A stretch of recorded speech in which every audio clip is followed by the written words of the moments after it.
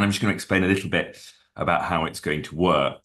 Firstly, apologies for being slightly tardy and behind schedule. That is because we had budgeted on the leadership candidate speeches being around 25 minutes long, and they were slightly longer than that. And we want to make sure all the participants have watched all of the speeches. So they're just finishing watching the last speech now, which is Kemi Badenoch's speech.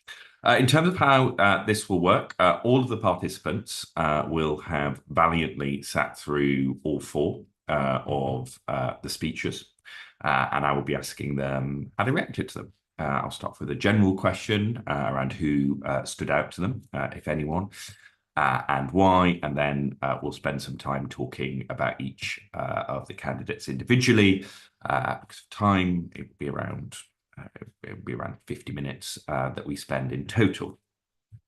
Just so you know a little bit about how we picked this group.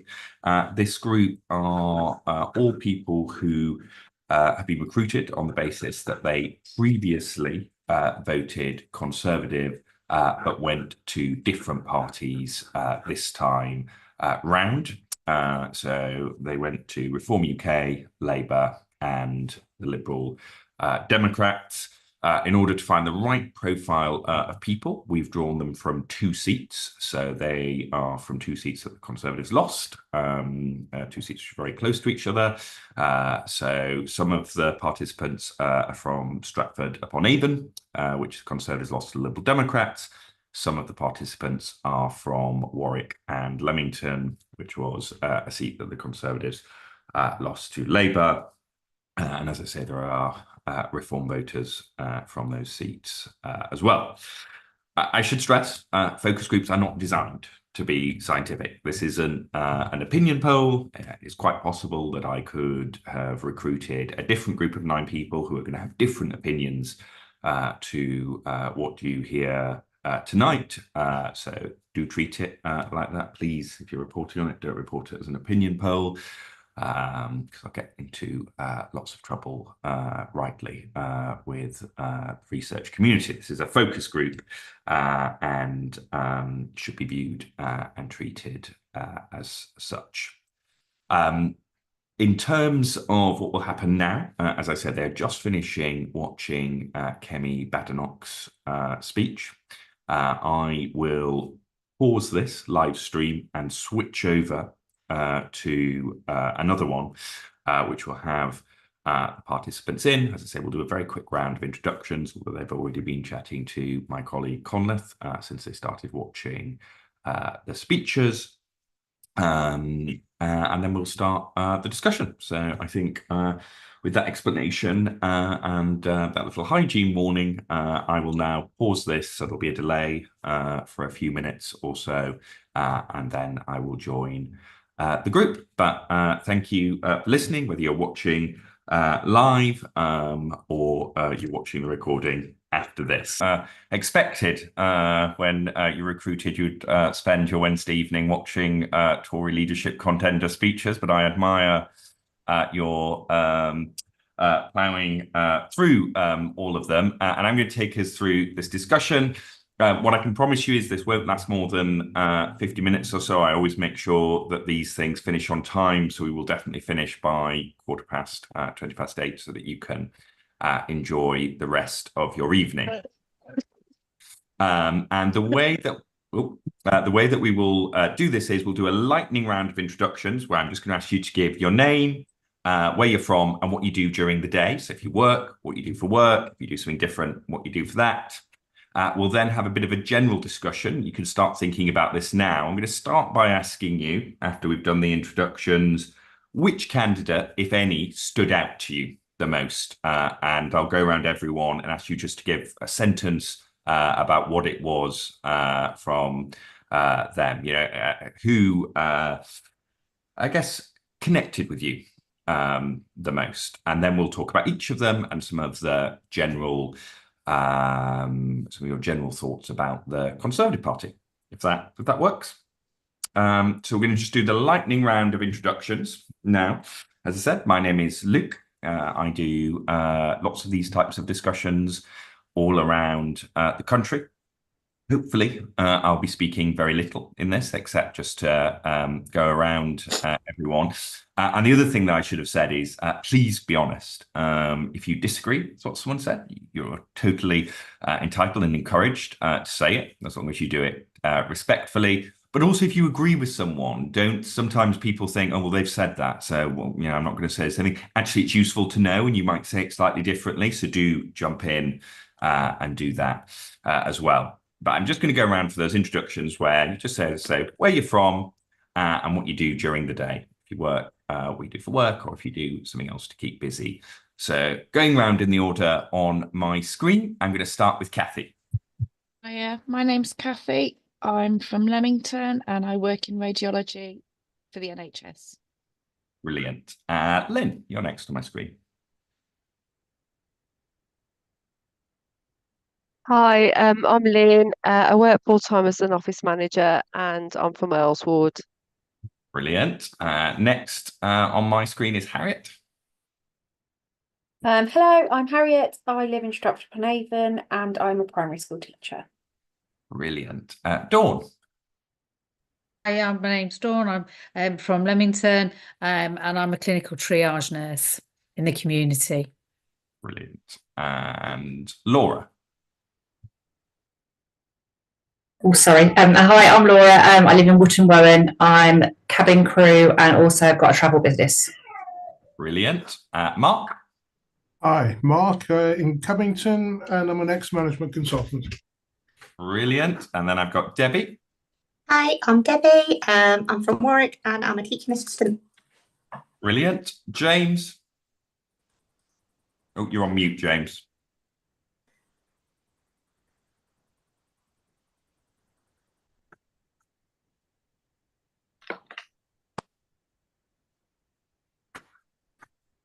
Okay, I'm going to go to Craig whilst you figure it out. Craig. Hi, Craig from Leamington, and I work for British Gas in the business sector. Brilliant. And James, it looks like you've unmuted. Yeah, sorry about that. So my name's James. I'm from Leamington. I've got a vending business, so that basically chocolate bars, Mars bars, Snickers, and other confectionery and drinks. So that keeps me busy. Brilliant. Well, great. Well, really nice to meet you all. And as I say, thank you for giving up a little bit of your time this evening. I'm just going to put an image of the four candidates who you heard speeches from earlier. Can you see that? Does that come up? That's great. Okay, amazing. First job done. And you can see going from left to right on my screen, there is James Cleverly, who you heard from second, Tom Tugendhat, who you heard from first, Kemi Badenoch, who was the last speaker, and Robert Jenrick on the end, who was number 3. And as I say, I'm just going to go around you and basically, the question is, who was the standout to you? If none of them were, you can say that as well, and why. But what I'm interested in is, of those 4 speeches that you watched, which I think for most of you will have been the first time you've listened to these people at length, who stood out and why. And I am going to start with Lynn. The candidate that stood out most to me was Kemi, the last one. Do you want to tell you why, or is that? Yeah, please. Yeah, please do. I just thought she was quite sincere. She was strong. She looked like she believed in what she was saying.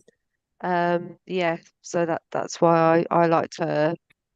That's great. And we'll come back and we'll get your thoughts on some of the others when we go through them in a second. I'm going to go to Dawn now. I think it was a bit of a tie, really, between I liked Robert and Kemi. I think Robert's delivery was, he just seemed to speak with a lot of commitment, I suppose, for want of a better word. And the same with Kemi as well. She, like you say, she said she wasn't afraid of anything and believed in what she was saying. Brilliant. I'm going to go to James. I agree with Kemi too. Just strong person, bit of leadership there, and it's as if you can tell from a person that she's kind of lived a life and been around a bit and experienced different backgrounds and different, upbringing sort of thing. And you could just tell that by the way she was talking and expressing herself. Yeah. Brilliant. And Laura?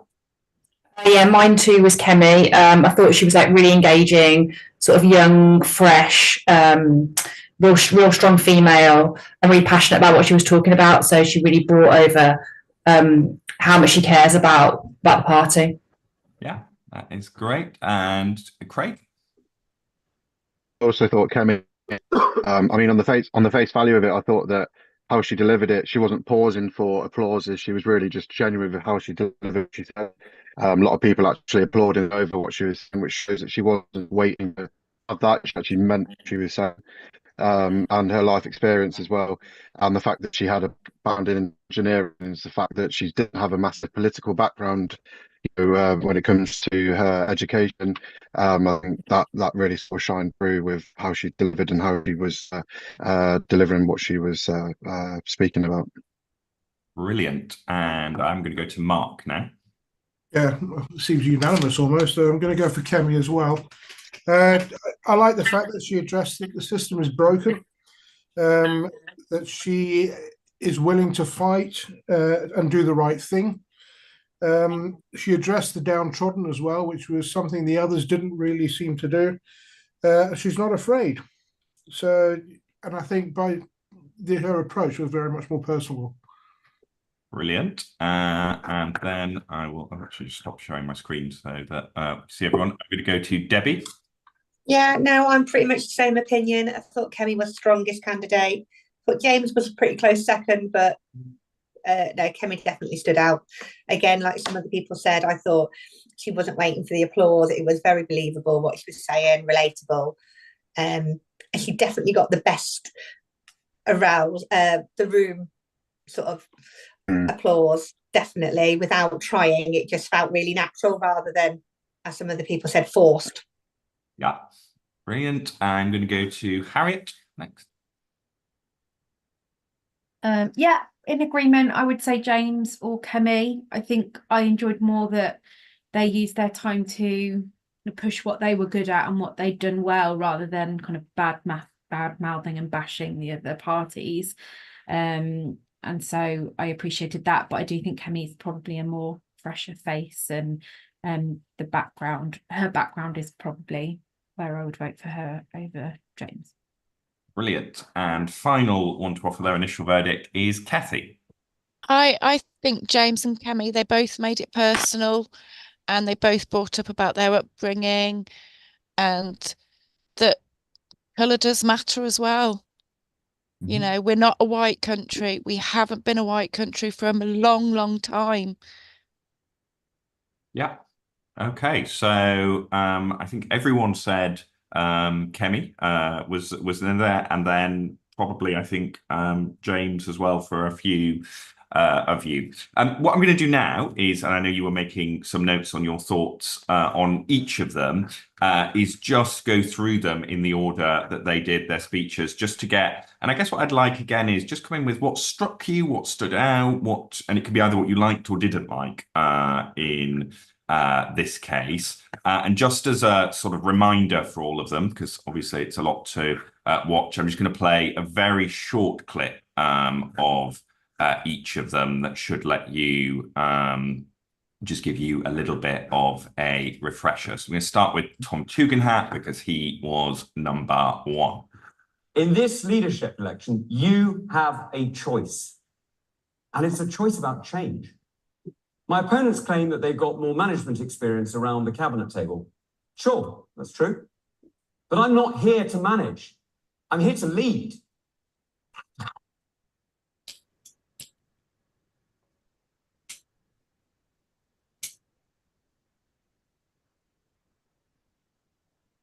My friends, you know it.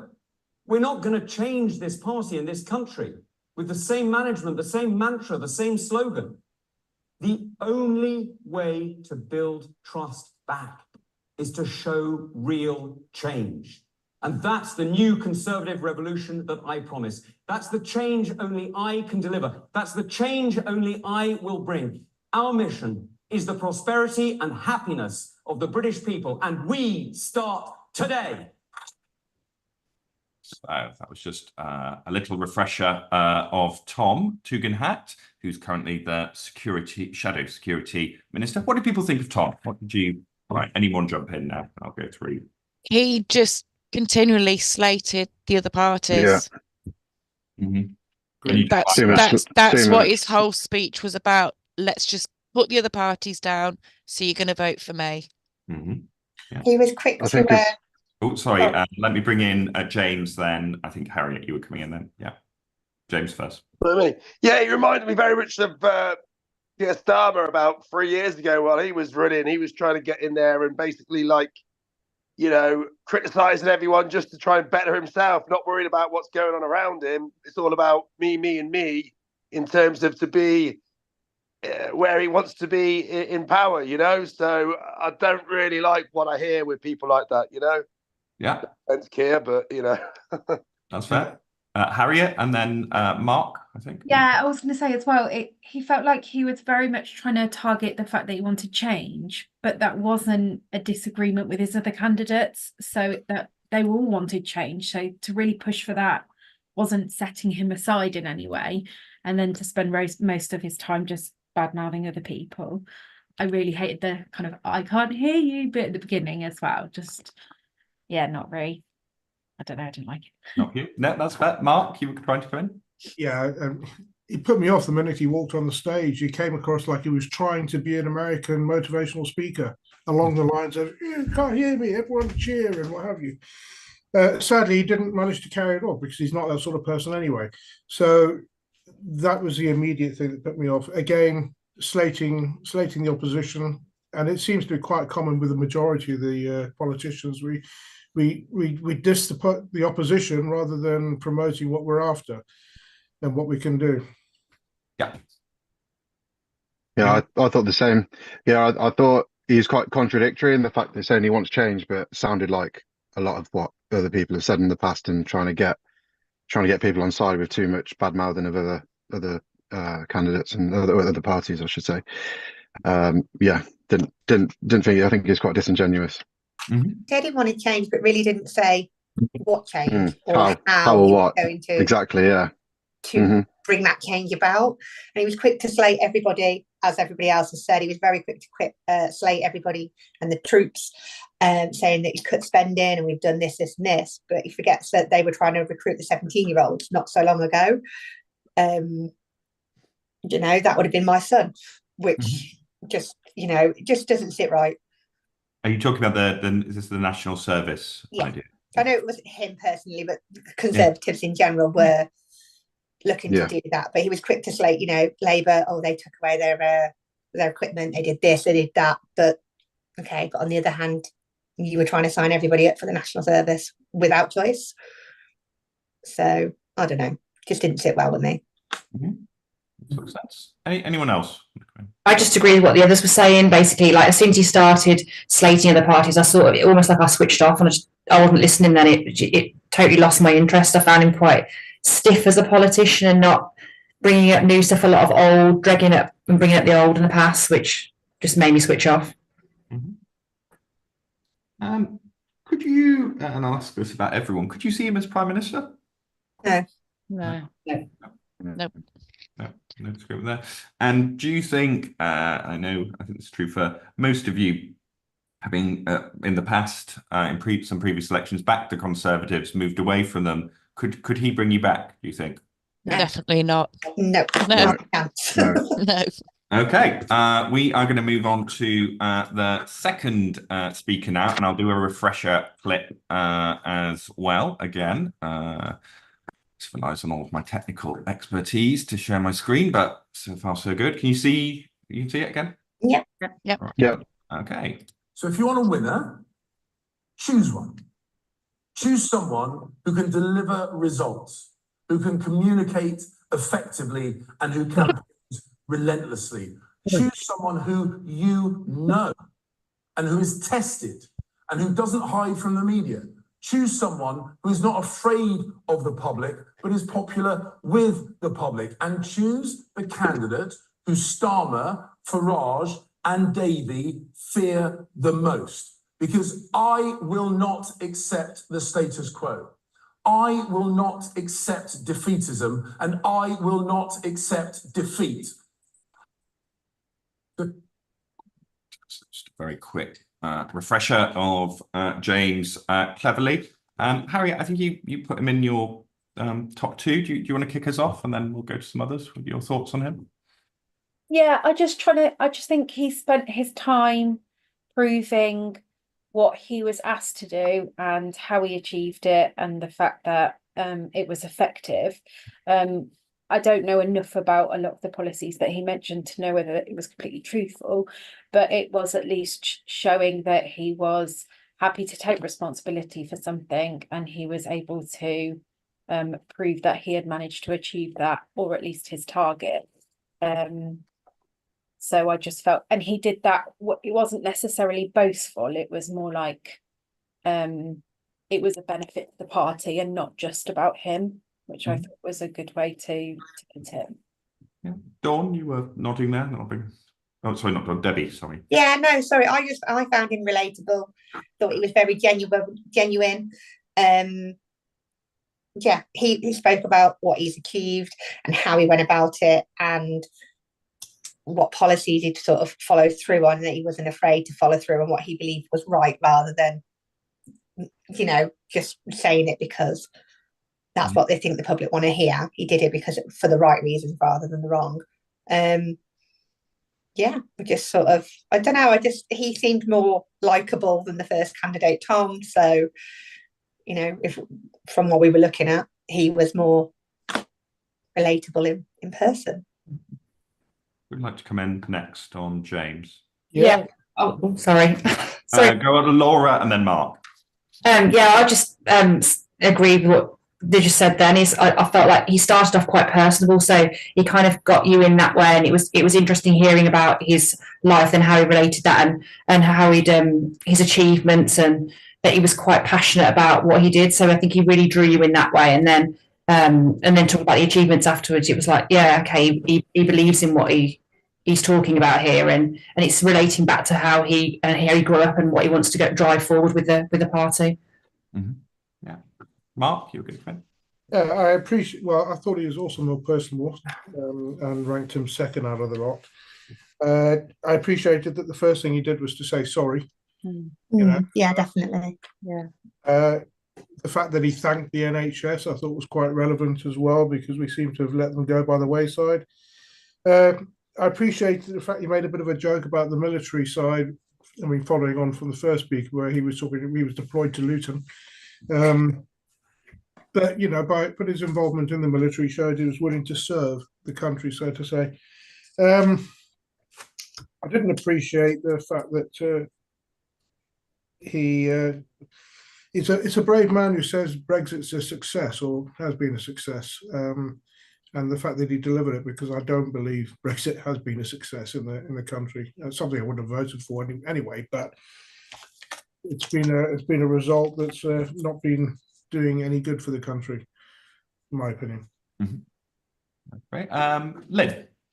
Yeah, he would have been my second choice. I found it quite relatable. Again, as Mark said, I thought it was good that he thanked the NHS for what they'd done, and the way that he seemed quite real, because he obviously mentioned about what his wife had been through. So yeah, he would have been a second choice for me. I definitely engaged with him. Who else haven't I brought in? James, thank you. Yeah, I could easily see myself fighting values. Sorry. Say that again, James. I think you just cut off. Sorry, Michael. Yeah, I could easily see myself buying into his values. I like the fact he sounded very hands-on. I mean, he was a very close second in terms of who I would have gone for out the four of them, the four candidates. So yeah, I mean, I was impressed, and I could see him running myself, but like I say, it is a close second. Yeah. Who did I say? No, I said Kathy and then Dawn. Yeah. Kathy, you go first. Yeah, he started off by making it personal, which made him human. So that made me listen. And, you know, he shared his wife's experiences with her cancer and that. And that hit home to me. My dad died of cancer last year. So for someone to publicly talk about that, it made me sit and listen. And he wasn't slating anyone. And he did say that the Conservatives as a party had let us all down. How many of the others actually said that? Yeah. So similar to Mark on the apology point. Dawn. Yeah, I like the fact that you know, that he'd said sorry, and nobody else had, and I think he came across as quite a confident chap. The one thing I didn't like him being behind that lectern at all. Everybody, the others, they were all on an open stage, seemed to be sort of quite open, approachable, and he was behind that lectern as if it was a bit, you know, this is my, you know, because when you look at some of the, you know, the prime ministers when they talk outside Downing Street, they've got that lectern there, haven't they? So is he sort of setting himself up for, this is me, this is, you know, this is the image that I'm going to project. I'm behind a lectern, you know, I just haven't got the door behind me, so to speak. Makes sense. I think it's just Craig. Could you? Yeah. I thought it was quite likable actually. My second, he was second choice as well. Relatable, normal. I think he sort of delivered his speech with any sort of pompous exaggeration. I think he said it as it was and related it back to life experiences again, which I quite like that. So yeah, he would have been his second choice, I'd say, for me. Right. And that question I asked about Tom as well, and as I said, I'll answer each of them. Could you see him as Prime Minister? Possibly. I think I could. Yeah. You could. Someone, Mark saying yes. Kathy, you're shaking your head. He probably could be, but I wouldn't want him to be. Okay. Yeah. Others. And what about winning you back to the Conservative? Could you see him doing that? Yeah, definitely. Probably, yeah. Yeah. Which one are we talking about now? About James. James. If he gave us a few more sort of facts and figures and sort of things, what he was planning on to do, possibly, but you know, need a bit more information rather than just a talk about his past and a few bits that he's done. I mean, but him more so than the first one, definitely. Oh yeah, 100%. From my side, I've very much lost the Conservatives based on trust, and I think it's going to take more than a single candidate to regain that. And so, well, if we get some time at the end, actually, I might come back to the last government and things you think they did wrong or well, and what you'd want to see them do in opposition. Shall we? Anything else anyone wants to say on James Cleverly, or we'll move on to Robert Jenrick, who is candidate number 3. Is there anything else anyone wanted to add? No. Okay. No. Let's again. I will put up.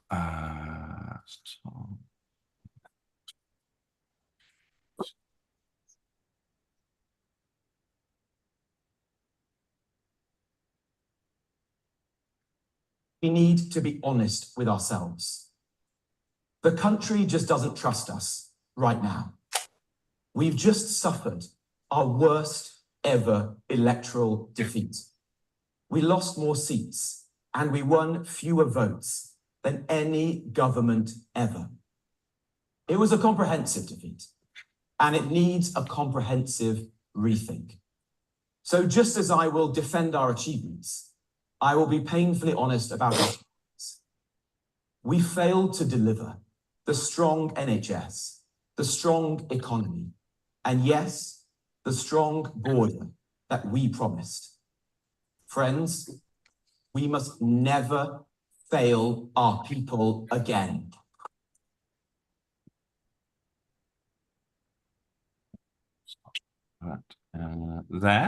So that was Robert Jenrick, who was a minister in last government as well. Who wants to start with Robert? I can. Yeah. He was the least likable on my side. Firstly, because of the bashing of the opposition. He almost tried to take it to a roast, which I didn't think was helpful at all. I did appreciate that he admitted failure. I did appreciate that they admitted, potential of nuclear energy being something they're going to go towards. But the comments on protecting the environment didn't hit home. I mean, the full support of HS2, which is doing bugger all for the environment. So I think it was disingenuous. Okay, let me bring in who wants to come in next. Debbie? Yeah, I found him really boring, really wooden, and I really just disengaged really quickly. I wasn't really interested in what he was saying. But the only thing that did pique my interest was his comments about the Human Rights Act and that he wanted to do a British Human Rights Act. And it was all about, it was all about Britain as a person, but he forgets that Britain is multicultural. And it just felt very one-sided. It was, yeah, it's the only way I can describe it. It just felt really one-sided, and he wasn't there for everybody. He was only there for the white people. That's the only way I can describe it. That's the way he came across, and I just didn't like it. Dawn, did you liked him a bit more? Yeah, I liked him a little bit more. I thought he was quite a confident chappie, and that he's, spoke of his family, and that, and that he'd won that seat, that he did in the last election. And he talked about the party back in 1974 and what they stood for. And, if you look at Margaret Thatcher being that charismatic leader, that charismatic person, and the things that she potentially stood for, would he then be trying to get the party back on that sort of track? Because she was quite a leader. Yeah. Harriet? Yeah, I mean, for me, I think he kind of stood for more that in more of a negative way. I think that really old-fashioned, very white British middle class, come from a bit of money. And I think if the Conservatives do want to get some of the votes that they lost, they need to be more representative of our country and the communities that they're supposed to be representing. And to me, he was the opposite of what I think the Conservatives need to do. And yeah, just to spend so much time bad-mouthing other people. And that's always the behaviour that I hate when you watch them, when they're arguing in Parliament. I absolutely hate that bit. And as a teacher, we tell them, kids, that that's no way of winning, and no one's going to respect your opinions. So he just really rubbed me up the wrong way. So I didn't like him. Great. Lynn? Yeah, he didn't. I wasn't sort of struck by him. He was okay. The only thing that he sort of said that I did like was you mentioned about the pensioners' heat allowance, which I thought was quite a positive comment. But other than that, he was sort of just he was a bit like the first chap. He was just typical MP, not very down to earth, likable. Yeah. Fair. James, and then Kathy and Craig. Yeah, he basically reminded me a lot like Tom again, so I wasn't really impressed. I mean, I like the fact he was honest, but the honesty, it's all in there in black and white. We all know that anyway, so he's basically telling us what we already know about the failures. So, I don't really, fair play, he's holding his hands up, but like I say, he's telling us what we already know, so he's just trying to probably get us on his side there, and it's just another move to try and better it yourself by using the British public to get you to believe that you're buying into something, but not for me. Yeah. Kathy? He admitted that they'd done wrong, which is good, but he, like others have said, he kept referring to white. We're a multicultural country. We're not a white country anymore, and we haven't been for many, many years. About 70% of the people I work for, just in radiology, are from overseas because our people don't want the jobs. So, he's got to see the country as the country is now, not how it was back in the day. Craig? Yeah, again, I just found him like a couple of other typical MP, unfortunately disingenuous, using, like Jim said, just trying to get us on side by stating the obvious, really. To, well, we're holding our hands up to it, so you must sort of trust me now. I've said this kind of thing. I just didn't buy it at all. Just see straight through it. Just thought it was delivered in a way that is typically you'd expect with an MP. So sort of out. Then, and I think Laura, you're last to go. Yeah, I agree with what pretty much everyone said. Really, like I liked the fact that he apologised. Said that we'd failed, but I just felt like it was.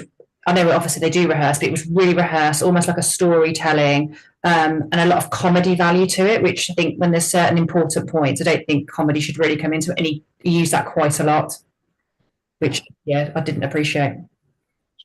And what about that question again that I asked of the other two? Could you see Robert Jenrick? I mean, obviously, it's just on the basis of that speech. Could you see him as Prime Minister? No. Wouldn't want him as Prime Minister. No, not a chance would you want him. No, but I will say I had a little research of him and how the polls are going, and I'm surprised to see that he's actually quite popular.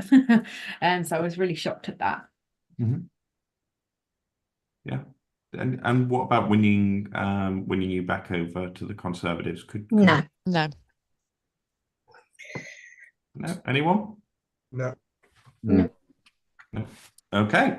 We will do Kemi Badenoch now. And again, I'll play you a clip as a refresher, but obviously you watched the whole speech, so do feel free to talk about anything you heard and what you liked or didn't. Economic control. Oh, no, that's halfway through. We need to stop being afraid of defending our beliefs. Those beliefs are needed now more than ever.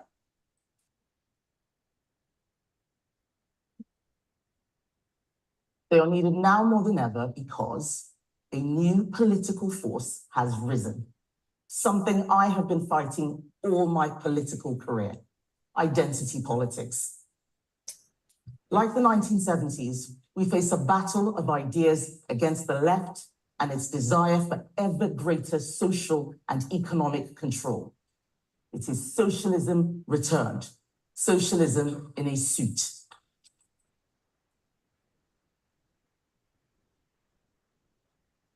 The British public knows that socialism doesn't work. They know. But if you give it a new label, you can sneak it in. You can promote class warfare under the banner of equality. You can take freedom and choice away from families by telling them that Ofsted inspection reports are unfair. If you call communism environmentalism, you can close down businesses, block the roads, and stop people going to work. This new politics has made us afraid to defend the people who need us, like young conservatives. They tell me they are afraid to share their politics with other students because they'll be attacked, that they are marked down by lecturers because of their beliefs. We have let young conservatives down. We need to defend them, champion them, and give them a party they can be proud of. Right. It was Kemi. We discussed her a bit at the beginning, but I want to go around and get a bit more from you about what stood out, what didn't, and I might start with I'll start with Lynn this time. I really liked the way she started the speech saying about her dad. So I thought that was quite personable. So that was nice. Yeah, she was just really strong.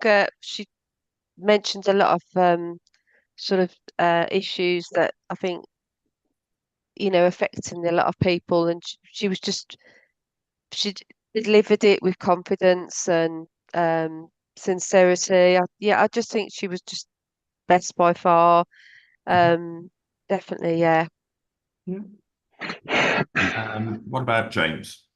Yeah, once again, I liked her beliefs. I liked how she spoke about her family background. I liked how she had come from a background which was kind of relatable to a lot of the British public. So she's not sort of, been raised in higher education and what have you. And she's come from a background which, you know, sounds a working class, which a lot of us can relate to. She exposed a lot of, well, problems that, you know, maybe the police or whoever don't really like to bring up and talk about. Grooming gangs is for one, and, you know, things that do need to be addressed but seem to be, you know, brushed under the carpet or put to one side because, you know, whoever I don't know, but are too afraid to tackle things like this, or they don't tackle them as thorough as they should. So yeah, I liked that. I like that about her. Mm-hmm. You know, and these concerns. Yeah. Craig? Yeah, I think on the face value of the speech, yeah, like really passionate. Being in sales myself, there's a cliche saying people buy from people, and I just think apply in this situation.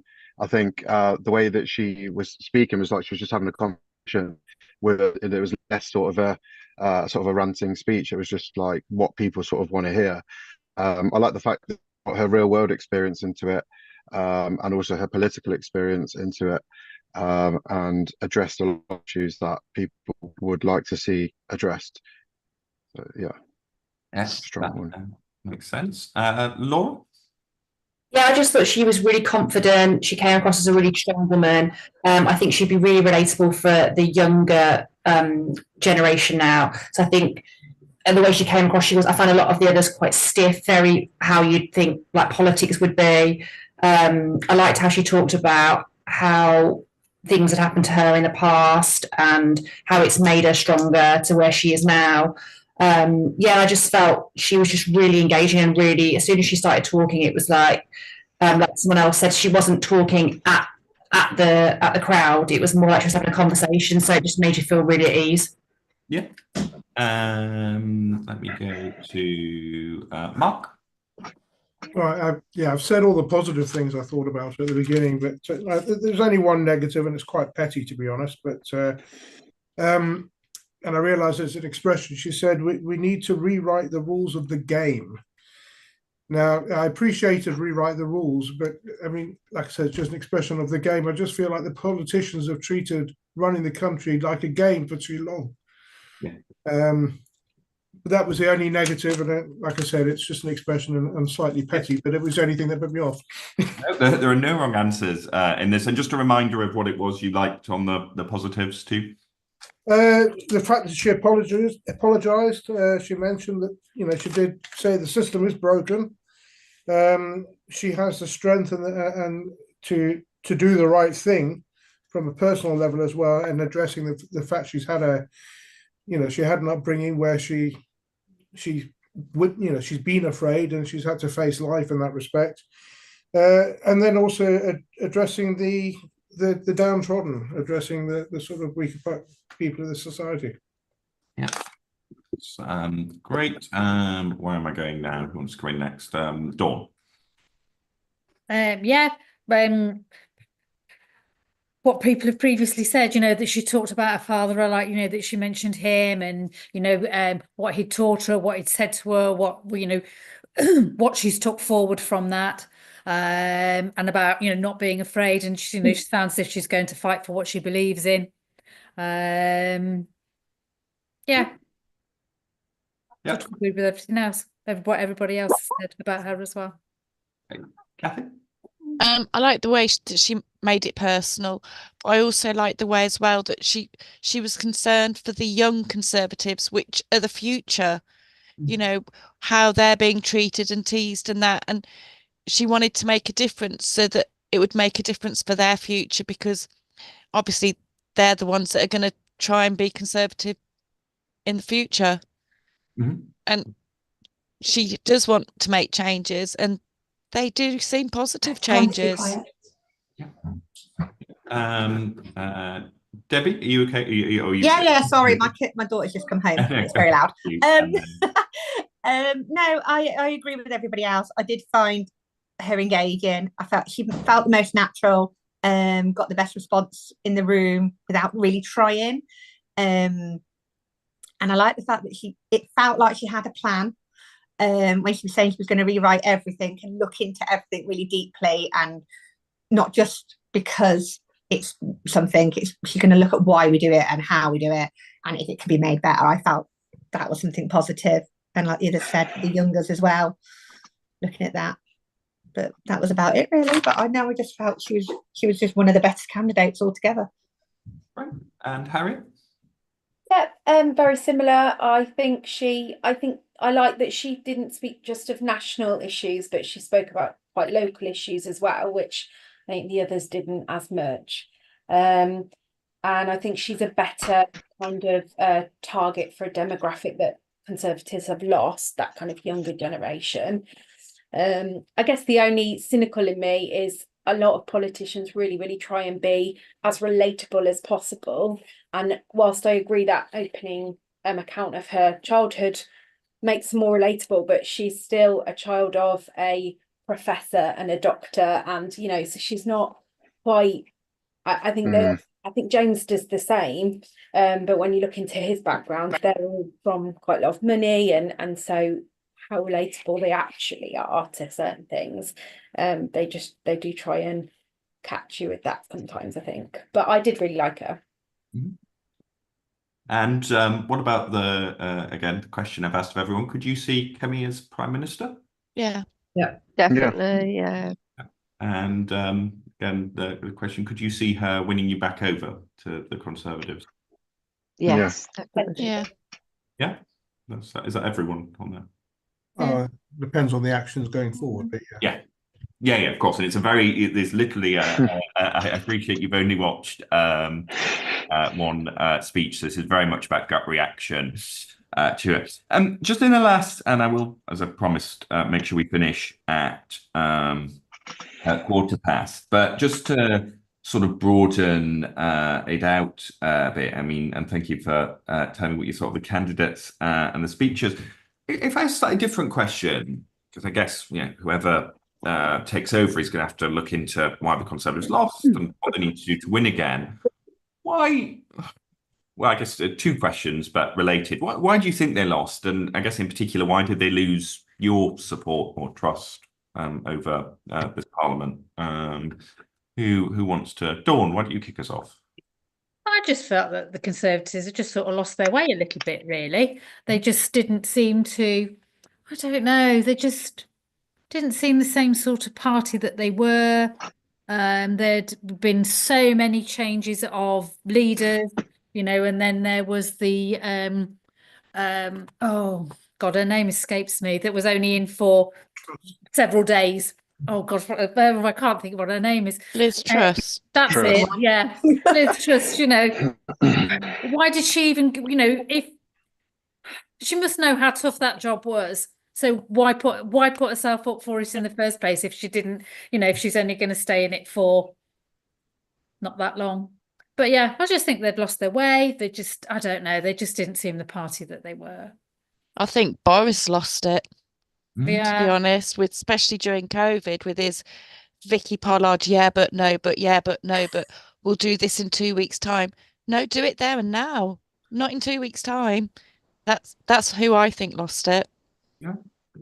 Craig? I think, COVID, I think when it comes to COVID, there was fines for people. People were getting fined for things, and then they were having a nice party and all that kind of scandal that came out. It's just, I just thought that whole thing was, just a really bad representation of people in power abusing their trust, and that I'm quite passionately against all of that kind of thing. That for me was just, you know, with all the measures that went into place to make sure people were safe, and it was kind of one rule for you and one rule for us, and then it was all just swept under the rug. So for me, just quite really passionately against that kind of thing, you know, to set everything up as it was, and then just to completely go against it like that, and just to basically really obviously lie about it all. It didn't sit well with me at all. So for me, that was it for me and the Conservatives, and that's why I was against them. From my side, I think it's been growing over a number of years. I mean, I thought Cameron was good, but the whole expenses scandal sort of started the mistrust. And as that built up over time, we ended up with COVID. Yeah, difficult time, but again, it was very much, well, what we do and what you have to do. Again, with the parties, etc. I mean, I think Boris was a sad fit for leading the country. I mean, he comes across as a joker, and at a serious time wasn't the right thing. Liz Truss was a mess, and Rishi Sunak so out of touch of the average working man's position in life that it just leaves us looking at a party that doesn't understand us and actually doesn't really care, because it's one rule for them and one rule for us. And so the trust is gone, and I don't know how they get that back. Mm-hmm. But I think, sadly, the trust is gone in all government. I wouldn't have voted Starmer, but I voted, Labour this time round because I just needed it was time to get the Conservatives out. Mm-hmm. There was nobody else. Anyone else want to come in on that? Yeah, I was just going to say, during COVID, I thought at the time it was an unprecedented time, and I thought Boris was doing an all right job. It was, nobody really knew what was happening, but when it turned out that, it was one rule for them and one rule for us, then it's sort of everybody just was like, well, you know what, that's not really fair. Sort of lost trust, like everybody else has said.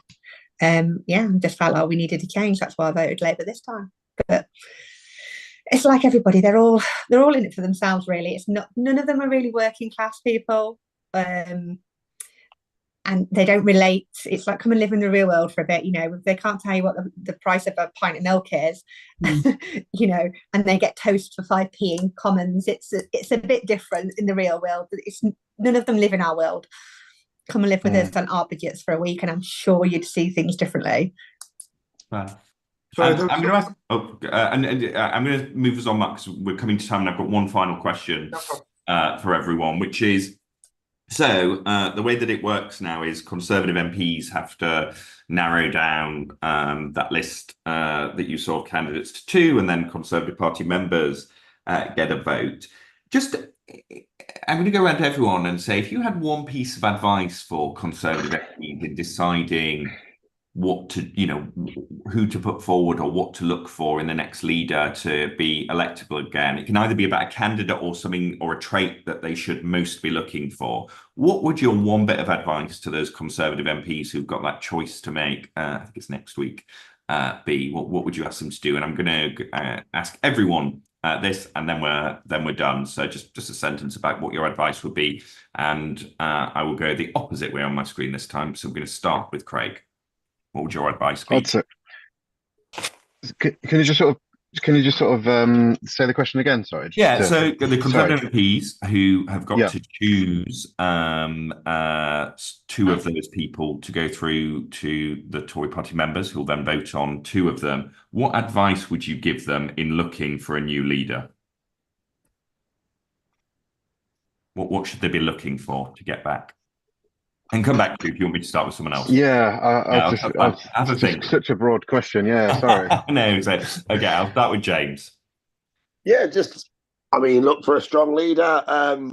Basically, anything that the opposite to what we've had the past dozen odd in the last handful of years. So someone who's a strong leader, someone who's not going to, sort of give in when the going gets tough, or be in and out the papers for the wrong headlines, the circus that's been going on the past few years for all the different scandals and everyone being named and shamed for this and that, for Partygate and everything else going on, expenses, just to, be maybe a people's person and, be a leader for the British public. So they can, everyone's on the same team, singing from the same kind of hymn book, Yeah.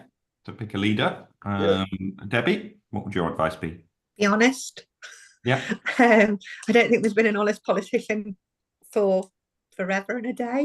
Just be honest and stick to your word. And, if you say you're going to do something, do it, and do it for the right reasons, not because you think that's what we want to hear. Do it because it's the right thing to do. Mark, what would your advice be? Acknowledge the wrongdoings. But more than that, I think rather than just saying, sorry, we messed up, there's been, and this was the bit I missed out, there's been a lot of bribery and corruption and well, corruption coming through has been evident. And I think that needs to be brought to the surface and prosecutions taking place within it. You know, let's get rid of the rot and start afresh. Yeah, great. Laura? I think first of all, not bashing the other parties. I think that's a real turn off straight away. And then also engaging a lot with the younger voters, because I feel like a lot of youngsters now, I think they find politics quite boring and interesting. I think if you really engage and talk to them and you know, think about what they want in the future, I think that will really help. Yeah. Thanks. Dawn? Are you asking for the advice to give for the people that are going to be choosing for the next Exactly. two? Yeah, that's what I stumbled on. Yeah. I don't know. I don't know. I don't really know what to say to suggest, other than somebody that's going to be honest, strong, have a bit of a personality, somebody that people can believe in, can trust. I honestly don't know. Well, that was quite a lot. That was good. That was a good list. I've just had something. Yeah, I think I understand the question a bit more now. Although it's hard to, it's hard to sort of see the future, but hopefully picking someone that can stick to what they say they're going to do. But it's quite a hard one, really, isn't it? Somebody that's going to deliver on what they promise. Conviction. Yeah. Harriet? Yeah, I guess for me, the most relatable people they can do, but also if their Conservatives' new tagline is going to be change, they shouldn't be putting forward people that are still representative of the way that they didn't work. So I think the person who was third and first very much felt like the old school Conservative, just saying they wanted to change, whereas James and Kemi felt like there was an actual change. So they need to be truth. That's the first truth, isn't it? If you say change, show people that are different, not put the same people up again. So go with what they're promising. Len? I just think that somebody that's real, people that can relate to. I think a massive thing is, I don't know if this is perhaps the wrong answer to the question, but I think a massive thing for me would be somebody that comes in and improves the NHS, gets it back to what it was, because I think it's massively, it's sort of not what it was. It needs putting back on its feet. Absolutely. And Kathy, you got the last word. I think that they should be honest and they should try and understand what it's like to live in the real world. 90% of England are working class people that do everything every day for their kids, for the older people, but they then make comments like I can't remember which Conservative, I think it might have been James Hunt, or Boris, the NHS should be 24/7. It is 24/7, has been for many, many years, but Bupa, who they probably go to, isn't. So that they need to see what the real world is and make that better. And it's quite a common theme then on sort of across all of you about honesty, relatability, conviction. Makes a lot of sense. That is the end of the discussion. Thank you so much. You've been absolutely fantastic. Thank you for being so honest. I hope you enjoyed watching the speeches. Was that too strong? But I hope it was interesting for you. Let's hope that they make a good choice. You can all log off now and enjoy what's left of the evening. Thank you. Thanks very much. Cheers. Bye. Cheers. Bye, everyone. Bye. Bye.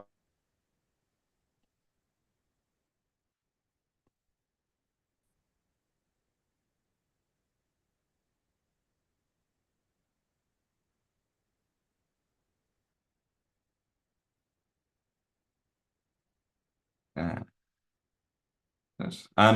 Thank you so much to those of you who joined or who are listening later. I thought that was a fascinating group. As I said at the beginning, it is just one group. But it was interesting that despite the fact that that group of voters had splintered from the Conservatives in lots of different ways, to Labour, the Liberal Democrats and Reform UK, that actually were quite consistent in terms of some of their feedback and answers. They hadn't conferred at all, I should say, in between watching it. So that was their first live reaction. And I was really struck, I think, that Kemi in particular, but James as well, clearly jumping out from that group as having given a strong speech, and particularly on that relatability and authenticity point, which I think is something we find consistently across our work. We will no doubt do another one of these, probably when it's down to the final 2 candidates and there's been a debate, and we can ask people to watch that. But I hope it was useful, hope it was interesting. Thank you as ever for joining, particularly those of you joining having had quite a tiring couple of weeks at conferences. Thank you.